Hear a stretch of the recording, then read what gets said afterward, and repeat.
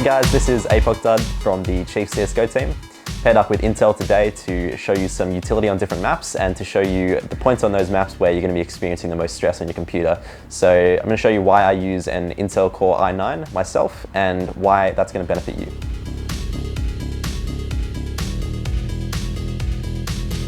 Simple B execute you can do on Vertigo just by yourself is line up a smoke like this, and then a molotov like this, and you can just throw a couple of flashes over here towards the left, and as long as your teammates run in looking this way, they'll be fine. Molotov's off triple and smokes off Jenny, and that allows you pretty safe access in towards the side. So when I first got my PC, it was pretty terrible. This was years and years ago when I first started playing CS, like 4 or 5 years ago.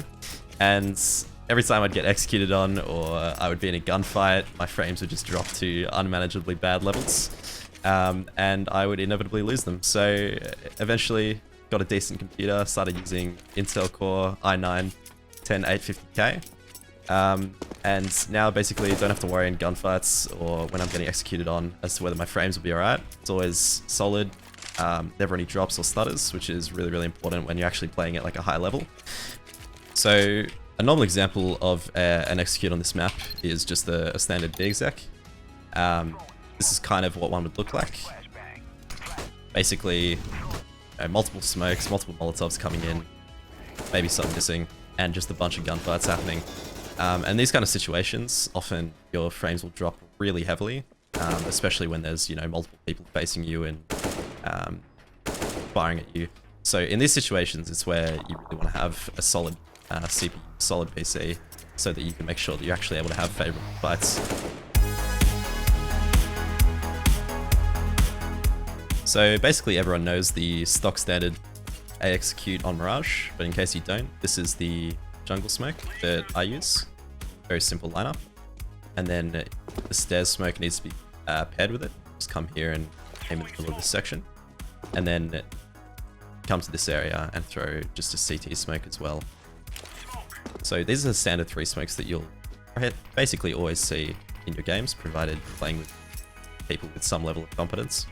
And you can often pair them with, you know, a bench molotov, a sandwich molotov, you should have an underback molotov, and then any number of flashes. So quite often when you're doing an AXEC or when you're on CT on the other end of it, there'll just be a ton of util flying over, a lot of stuff happening, a lot of people running out at you, and these are the situations where your frames are gonna like cop a bit of a downturn.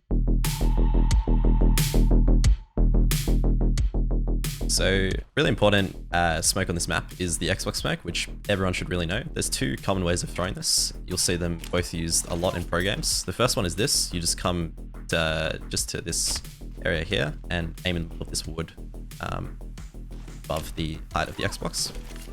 That'll land really quickly. And then if you want to do a slower one, come here, aim up from this little indent in the wall so that around the height of this wooden thing is sticking out. And that's just another easy Xbox smoke. So B is notoriously difficult to hit on this map, and often people just resort to rushing B, which is a bit of a hit or miss strategy. So one thing that you can do to make it a bit easier is just come to this area, aim up here, so make like a line between these 2 beams, and you just aim about 3/4 of the way up. Then you can just add some flashes here, aiming towards this window. These flashes don't get you at all, and really helpful for the teammates as they blind most of these common angles, trying to peek through window or a double stack, even a hidden here. So just this simple pairing of util can be really helpful when your team's going towards B. So if you want to know what it's like to be on the receiving end of a solid A exec on this map, this is kind of what one's going to look like.